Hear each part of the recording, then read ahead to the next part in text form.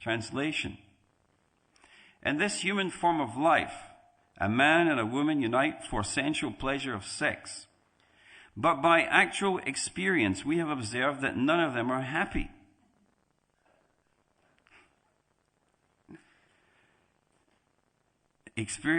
From experience. You have to get the experience. None of them are happy. Therefore, seeing the contrary results, I have stopped taking part in materialistic activities. You can see all the brahmacharis are all right behind this one. And brahmacharinis, of course.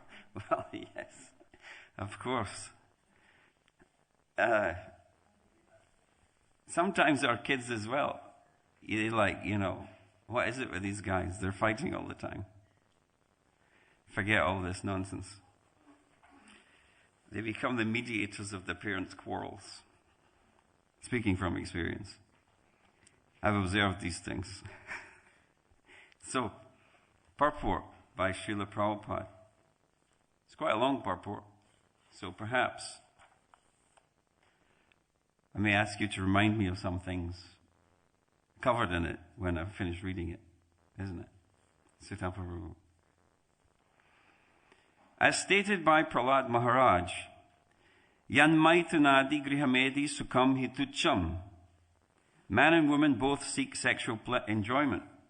And when they are united by ritualistic ceremony of marriage, they are happy for some time.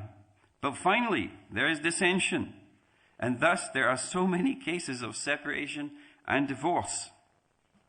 Although every man and woman is actually eager to enjoy life through sexual unity, the result is disunity and distress. Marriage is recommended to give men and women a concession for restricted sex life, which is also recommended in Bhagavad Gita by the Supreme Personality of Godhead. Dharma viruddha bhuteshu kamosmi. Sex life not against the principles of religion is Krishna. Every living entity is always eager to enjoy sex life because materialistic life consists of eating, sleeping, sex, and fear. In animal life, eating, sleeping, sexual enjoyment, and fear cannot be regulated.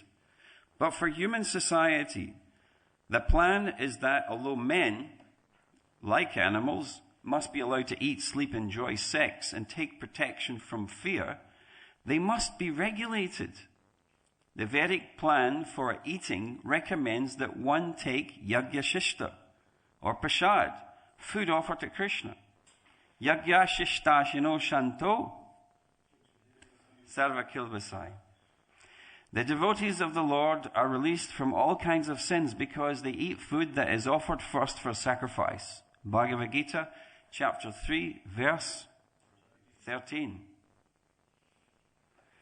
In material life, one commits sinful activities, especially in eating.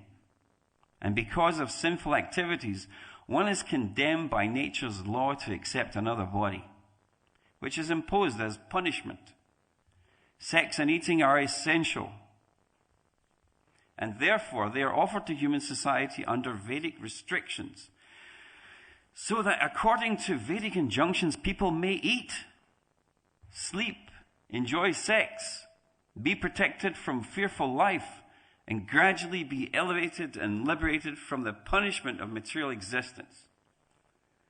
Thus, the Vedic injunctions for marriage offer a concession to human society. The idea being that a man and woman united in a ritualistic marriage ceremony should help one another advance in spiritual life. Unfortunately, especially in this age, men and women unite for unrestricted sensual enjoyment. Thus, they are victimized, being obliged to take rebirth in the form of animals to fulfill their animalistic propensities. The Vedic injunctions therefore warn, Nayam deha deha bhajamnri loke vidbhujamye. One should not enjoy sex life like hogs and eat everything even to the limit of stool. A human being should eat prasad offered to the deity and should enjoy sex life according to the Vedic injunctions. He should engage himself in the business of Krishna consciousness. He should save himself from a fearful condition of material existence, and he should sleep only to recover from fatigue due to working hard. The learned Brahmana said that since everything is misused by fruitive workers, he had retired from all fruitive activities. Tatrapi dam patitam cha sukayanya karmani kurvatam dristva nivritosmi viparyayam. In this human form of life, a man and woman unite for sensual pleasure of sex. But by actual experience, we have observed that none of them are happy. Therefore, seeing the contrary results, I have stopped taking part in materialistic activities.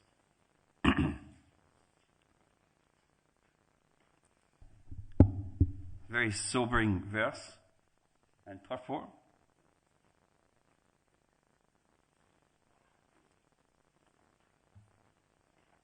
Perhaps you can remind me of some of the salient points that were covered or mentioned within the purport.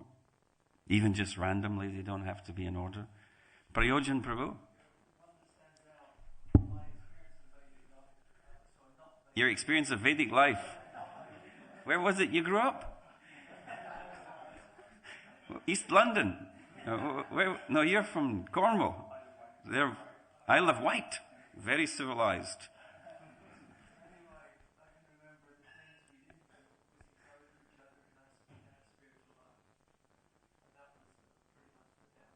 In marriage. So, the point here from the purport was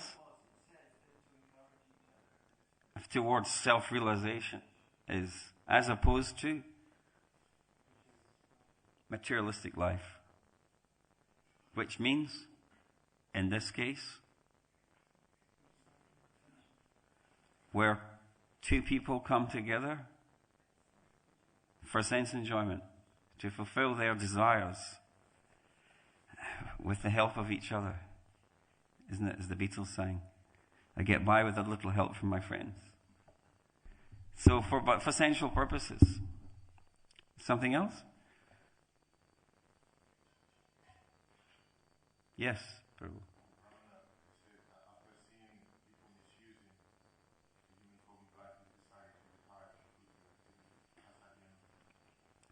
Yeah, well, more than that, what made him desire to just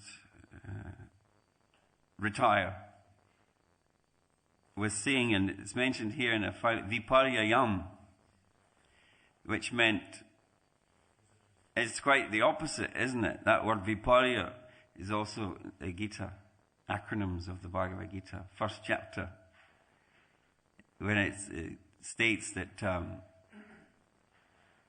Arjuna is all flustered, Romaharsa to die. He's not experiencing symptoms of ecstasy, he's experiencing tremendous symptoms of anxiety, which kind of have the same, hair standing in it. And bow slipping from his hand, Nacha shoknum yavashtatum, brahmachiva chime mana. He explains that I'm completely bewildered entirely. And I'm seeing in this war itself quite the opposite from what we expect. This viparya word is used there also within that verse. That the very outcomes we're hopeful of, I'm seeing quite the opposite as the outcome. So the very hopeful couple enter into matrimony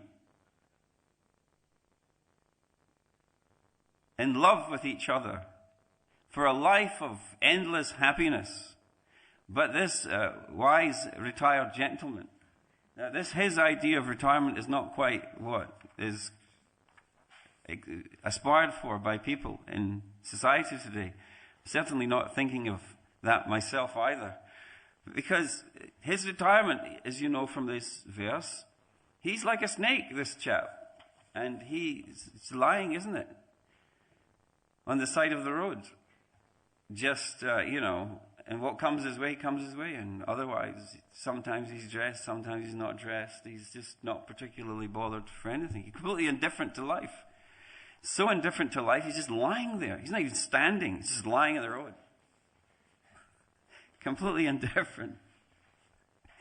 There was always, in Vrindavan, as you go in the Parikram marg down towards the Krishna Balaram tree, you probably know this person. There's a person who just lies on the road there. I don't know, for the last 3 decades, I think he's been lying on the side of the road. And he doesn't speak any sense. He just, something's talking to himself, no, whatever, but he's always there, lying at the side of the road in his loincloth.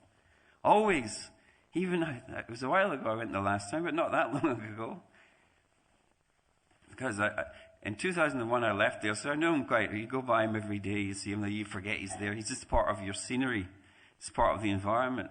And then I went back years after, and I was just walking, and I thought, my God, he's still lying here, this person. And I used to think, is he really a sadhu, or is he just completely puggled? Is he just, mentally infirm, as we'd say? Or is he really a sadhu? So we always go by and just go, Hare Krishna, anyway. And hardly it's people's view or idea of retirement. We want to be comfortable in their retirement. Do all the things that we wanted to do that we couldn't do when we were working. Like collect stamps. Maybe not. Just be free to do all those things that we couldn't do when we were so busy working.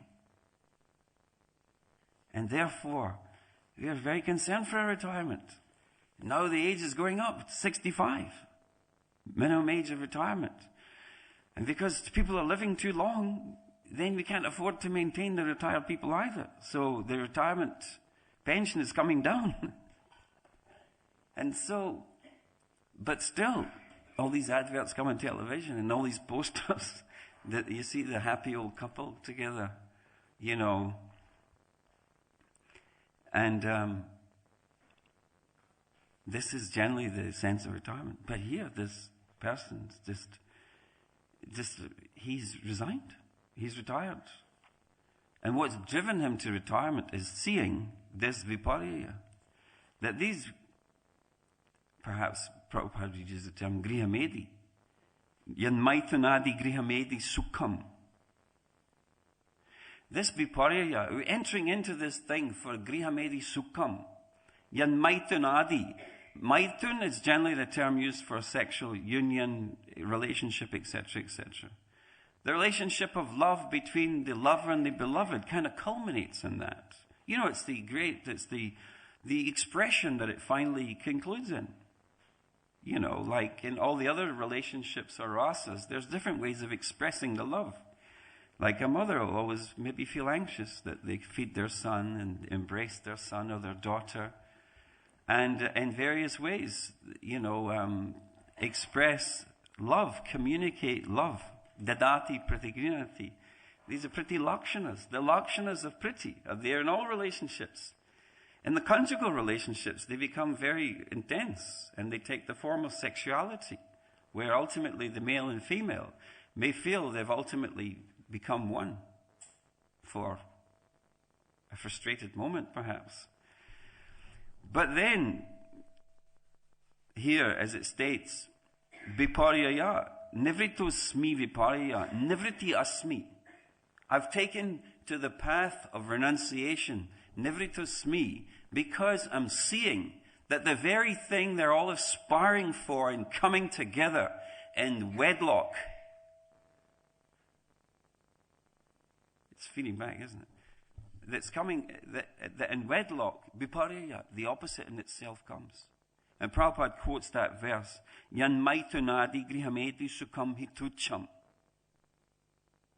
Tucham means insignificant. Tucham. Like we sing in the song, Ara kobi nitai chander, karuna hoive. When will Nityananda Prabhu be graceful upon me? Ara kobe nitai chander. Like the moon's cooling rays will just come on me. And the difference between the moon rays and the sun rays isn't. The moon rays are cooling. They are for Krishna, and isn't it? Rupa Goswami says, Vidanoti, Vidadati. Krishna is compared to the moon because he relieves the burning heat of the sun.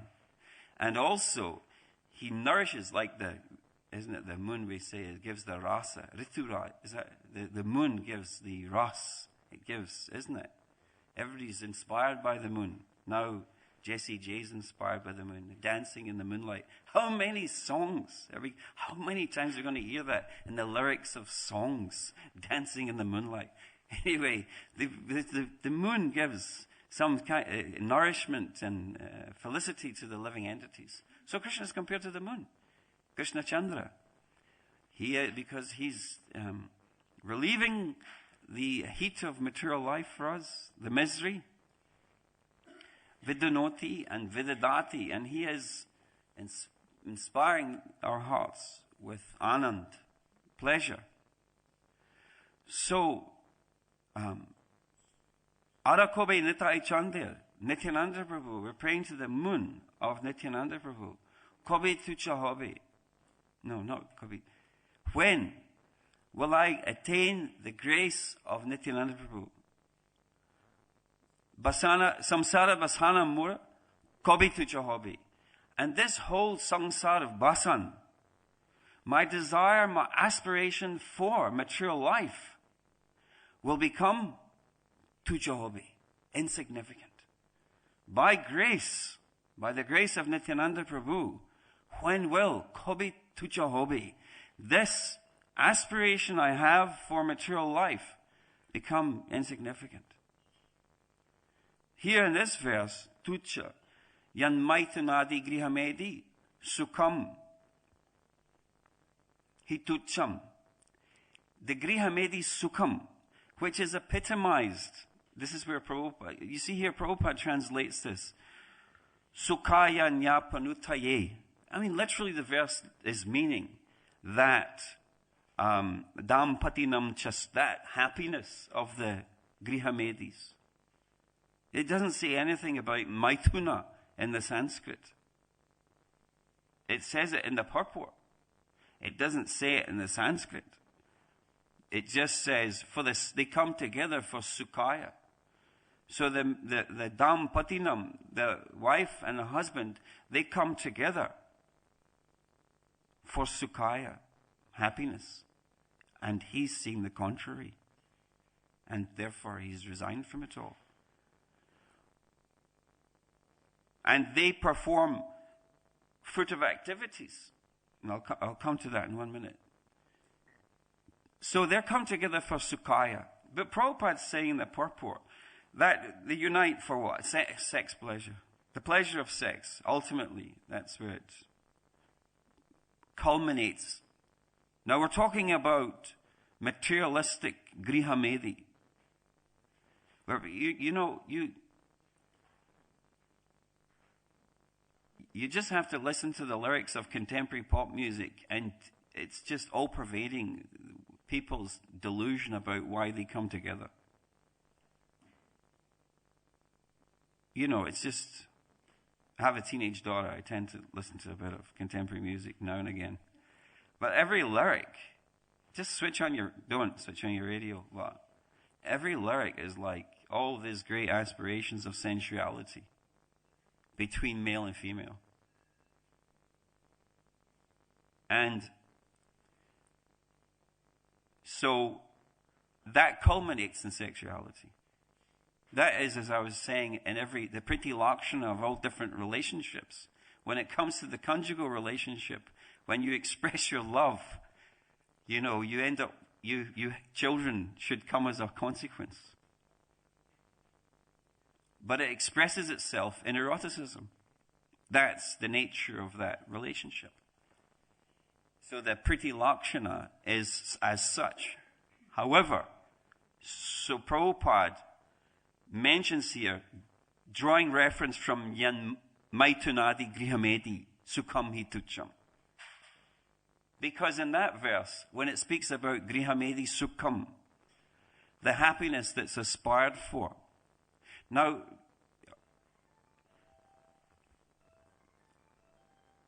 the happiness that's aspired for, in this case, yan maitunadi, sex life, etc.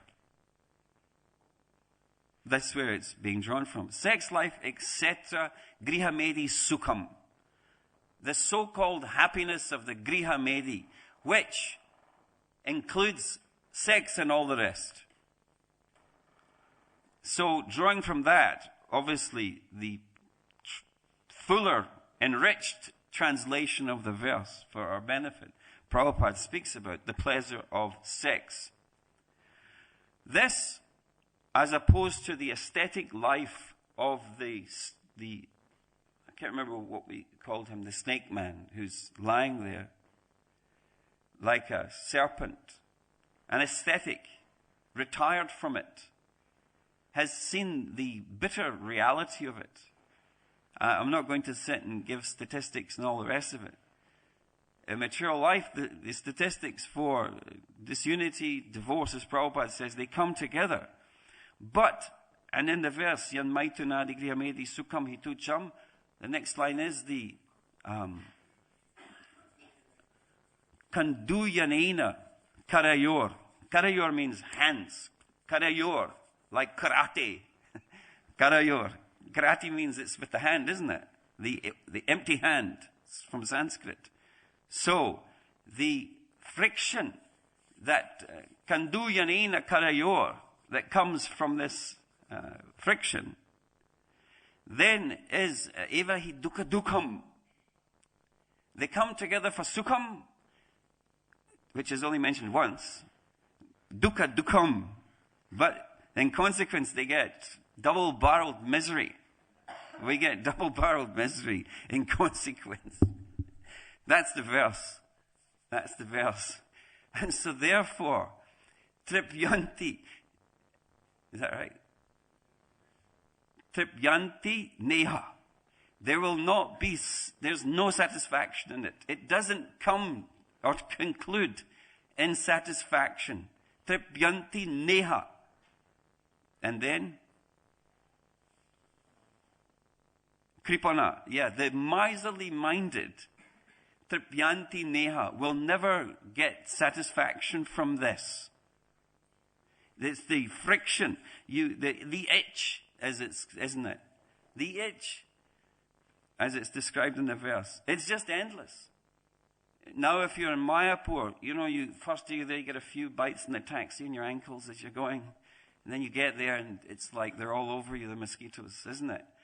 And then you're just sitting there unconsciously scratching away, isn't it? You have that experience sometimes. And then things start looking pretty bad. And then you get little bits of blood coming here and there, and it's just endless. And so therefore, when there is some problem with the skin as such, generally say, don't scratch it, don't touch it. With children, they just, if they have some scab or something, or some skin that's recovering. When your skin's recovering, can you stop yourself from continuously interfering with the recovery? It's very difficult. So like that, the itch will say, don't scratch, whatever you do, don't scratch it, just leave it. Because it will end up in a worse scenario worse than the itch. Isn't they say the cure is worse than the disease? People say that, isn't it? The cure is worse than the disease. So the cure of engaging with it, to fulfill it, is worse than the very problem itself. And because it's insatiable, isn't it? It's insatiable. The itch, the desire, in this case, is insatiable. Then it's endless. It doesn't go away with just scratching it. Arthur Schopenhauer, who wrote the famous book, was it Will and Representation? The World Will and Representation, I think it was called. I mean, way back in Germany then, they were already come to this conclusion very clearly. The will to live, they called it. It's the endless will and desire of the living entities. It's endless. It is never satiated. As soon as you feed it, or even attain what you want in a short time, you become bored, and then you aspire for more. So, this verse, Yan Maitunadi Grihamedi Sukham Hitucham, is simply explaining that they come together, we come together for happiness, to relieve our desires, for unity, love, but quite the opposite comes. Dukkha dukkam comes in consequence. And therefore the sober person, vishaheta dhira, as it explains in the last line of that verse, they just tolerate the itch. Just leave it. Yes, I know it's a problem, but just leave it. Vishaheta dhira. There's another verse which concludes vishaheta dhira.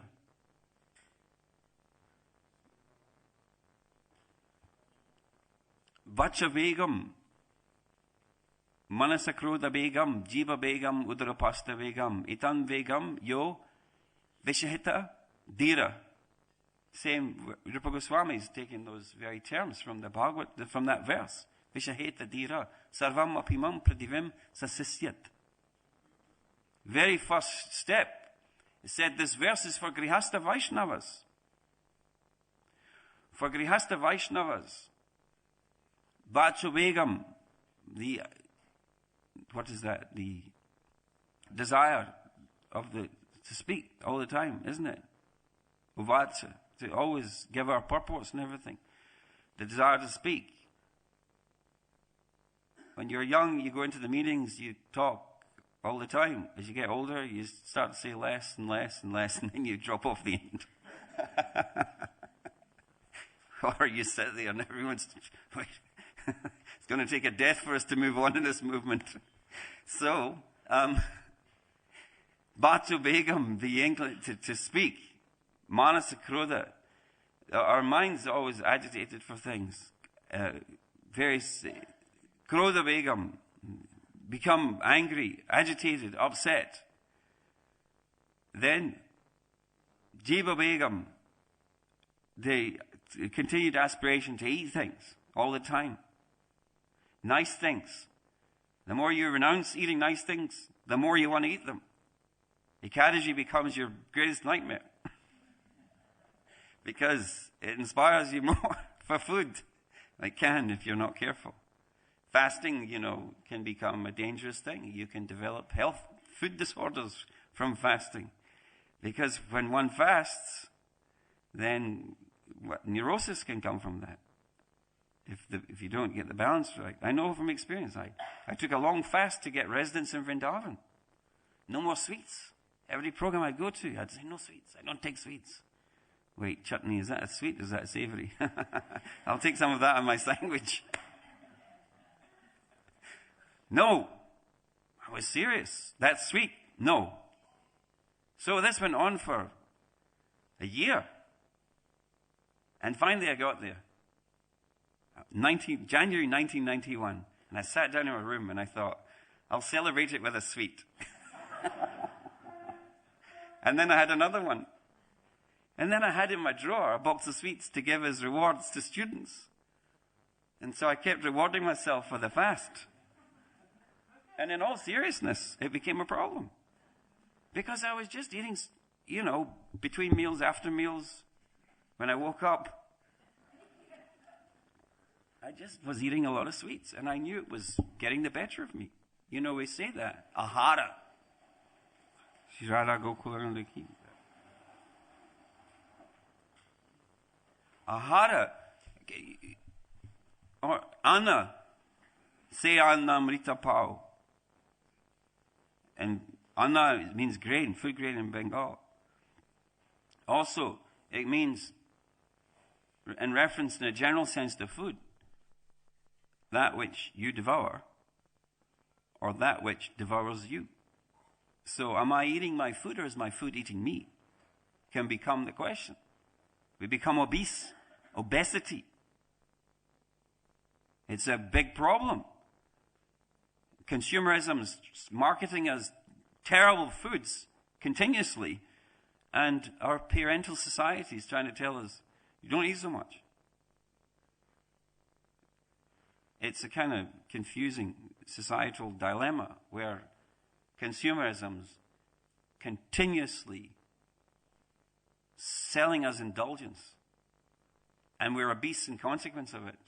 And now there's a little conscience of society saying, wait a minute. People are just very, very unhealthy. They shouldn't eat so much. Obesity. Anyway, I recovered from that situation. I remember I prayed to a deity of Bhaktisiddhanta, which was in the college across from the Krishna Balaram Mandir. I said, I'm eating too many sweets. That's it. I got to give these things up for life. Now, that was a tragic mistake on my part. That one lasted about a week or so.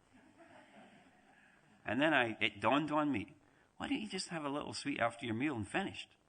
Why don't you just have a little sweet? Don't kill it.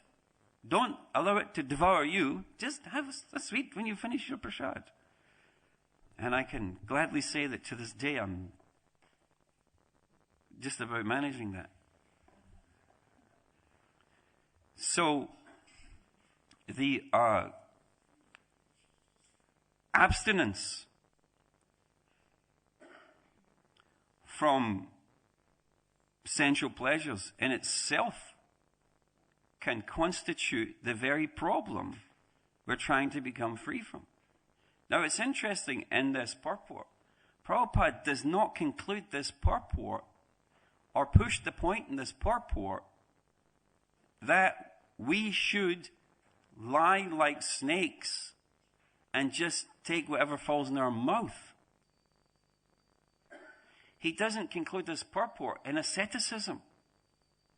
He concludes this purport in not the grihamedi sukham, but the grihastha life. I mean, he speaks about he even says here, you know, obviously, if the people come together with sensuality as the basis of their life, then yes, disunity, divorce, Prabhupada says that, completely. Still, even in married Krishna conscious life, still many people suffer. Their partners are irresponsible. Whatever happens, it becomes very problematic. When this sensual aspiration takes the forefront of their interest, their selfishness, it becomes very, very difficult. But Prabhupada says, and when he's speaking about this verse, what we have in common with the animals, isn't it? That ahara nidra bhayam maitanam cha samannam etad pashubi samana. Pashubi naranam. The human and the animal, samana, they have in common this ahara nidra bhayam maitanam cha. The eating, the sleeping, maitanam, and fear, bhayam. These are, but dharmohite sham, what separates, or should separate, human existence from animal existence, dharmohite sham, is dharma. Dharma simply means a life of higher principles, a life of moderation, a life toward liberation and devotion. Dharmohite sham adiko vishesh. This is the definitive characteristic of human society as opposed to animal society. It's organized based upon ethical, moral principles, which should support us in these things and not destroy us. So, dharmohite sham adiko vishesh. In the absence, dharmohite sham. Dharmena hina pashubi sama. And in the absence of the dharma, dharmena hina pashubi samana. The human is no more than just, human society is no more than animal society. Human life is no more than animal life. Prabhupada says these things, because these are an intrinsic part of us. It's not that you can read this verse and just say, okay, great, let me retire. And it's over. And we can shave our heads, put doris and kurtas on, kanti mala, and get our japa mala and go to a whole morning program. Things don't change overnight. We still wake up the animal the next day. And we go through the same, and it goes on. It goes on. But through sanskara and all these things, refinement, the savage is contained. The savage is contained. To just read things like this and think, I'm going to live the ideal rather than I'm going to aspire for the ideal in my life is disastrous. The Gita states, Sadrisham chestate swasya jnanino prakritam yati. That Sadrisham chestate swasya prakritam jnanavanapi prakritam yanti bhutani nigraha kim karishasi. Nigraha means restraint. In this case, in this verse, it means overly restrained. Where the restraint is severe beyond a person's capacity and capability and starts to take the form of neurosis, that is not recommended. Nigraha kim karishasi. What is the value in restraint? Krishna is saying in the Gita. What is the value in restraint? Because any person is driven by their nature. These things. Eat, sleep, mate, defend, and all the rest of it. We're driven by material prakritam. Even jnanino, even the learned person cannot rise beyond these things. The drive is there. And therefore, nigraha kim karishasi. What will restraint do in this matter? Isn't it? And then Krishna gives the example also in the 3rd chapter. Karmendriyani samyamya ya aste manasasmaran. Indriyatam vimudatma mityachar uchate. That, okay, restrain it. Okay, I'm finished with all this stuff from today. I was going to sit down here and chant. Forget all this other stuff. Grihamedi sukham.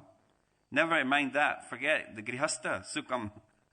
Forget everything. Retirement. Yes, it's ideal, it's noble, it's our highest aspiration. But, in consequence, the senses will be stopped, but the mind will be running like a river. Kamendriyani samyamya ya asti manasa smaran. It won't be Krishna smaran. It will be thinking of all those desires that are just being pushed and pushed and pushed back within myself. Pushed back in such a way that they're becoming now. I'm preoccupied thinking about these. I'm trying to practice Krishna consciousness. But I'm preoccupied with thoughts of the things I'm trying to give up. Because it's just feeling severe. Severity. So therefore, ya asti manasasmaran. Krishna does not instruct us towards that at all. He calls this mithyacha. Mithya-acha. Mithya means false. It's a false conduct. The river Falgu is a dry river. It looks like there's no water. But the Falgu River is very famous because all the water is running under the riverbed. So in that way, this severe renunciation, abnegation, is not recommended. Sannyasas tu mahabahu dukkam aptam ayogata. Krishna says in the Gita again, sannyas is dukkam. Dukkam aptam ayogata. Far better be busy in life. Now, of course, he is speaking of asceticism. Sannyasas tu mahabahu dukkam aptama yogata. Yoga yukta. Better engaged in all the things of life in the service of Krishna. It's a happier way. It's an easier way. It's a recommended way. That's Krishna's instruction in the Gita. We can't contradict that. We can't go against that. That's for sure. It's described as dukkam because if one takes sannyas, or a lady, I know ladies and friends. I remember a young lady friend of mine, we served together. One day she came with a shaved head and a white sari. And I thought, oh my God. And I was a brahmachari. I thought, it's too severe. You're so young. It's too severe. And then so many others take sannyas with no life experience whatsoever. This is the ideal, to be like the snake or to be an ascetic. Yes, it's all misery. Leave it. But Baladev and Vishwanath Chakravarti Thakur make points in this commentary that it becomes so miserable because with an impure heart, the desire is not gone. The desire is there, and there's no facility whatsoever to purify it because you've left all the things. So therefore, when such a person turns to even the activity to purify that desire, the society just go, Vantasi. He's eating his vomit. He's puked it all up. He called us all materialists, and now he's eating our remnants. He's eating what he puked up. Vantasi. Therefore, it's a very sobering matter. Sannyasis dukkham aptam. If the heart is impure, it's dukkham.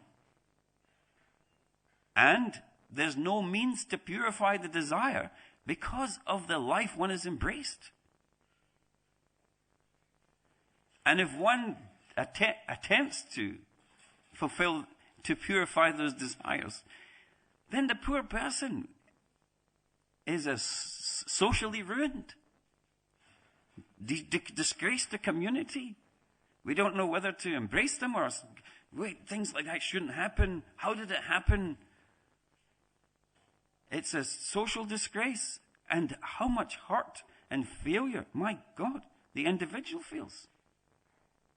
That's even worse. So therefore, the life of moderation in Krishna consciousness and with experience and observation, this gentleman has resigned or retired from life.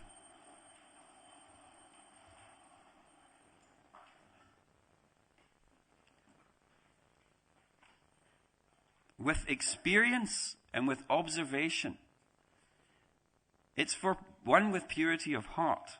It's not a means to purity of heart. It's a lifestyle of someone with purity of heart. Bhaktivinoda Thakur says that renunciation, true renunciation, is a consequence of bhava bhakti. The manifestation of bhava bhakti in a person's heart, their disinterested material life is real renunciation. Prior to that, it's all the practice of renunciation. So therefore, it's very sobering. And I think that the pastime of Sri Chaitanya Dev and Chota Haridas is very, very sobering on this point. Because if you think, like the sons of Bhavananda Rai, Ramananda Rai's brothers, who was it, Gopinath Patanaik, he was on to be killed by the governor because of stealing some taxes. And Chaitanya Mahaprabhu said, it's not good Gopinath is taking tax from the king and he's going to see dancing girls with the money. But he embraced Gopinath. He saved him from the sword. Gopinath was the Grihastha. He saved him from all those things. He was going to see dancing girls. Chaitanya embraced him and said, you're the 5 Pandavas. But when Chota Haridas, who was an ascetic, a mendicant, spoke out of turn to Madhavi Devi, just spoke, he rejected him. It was so severe, Chota Haridas committed suicide. Chaitanya Dev was relentless on the point. He never gave an inch. Prabhu kohe, Vairagi kore. Mahaprabhu was saying, Vairagi kore, prakrita sambhasana. That for a Vairagi, a renunciate, prakrita sambhasana, to speak in a materialistic way with the opposite sex. He said, Dekatena paron. I don't want to see the face of that person. He was so strong that all the devotees stopped even thinking about these things in their dreams.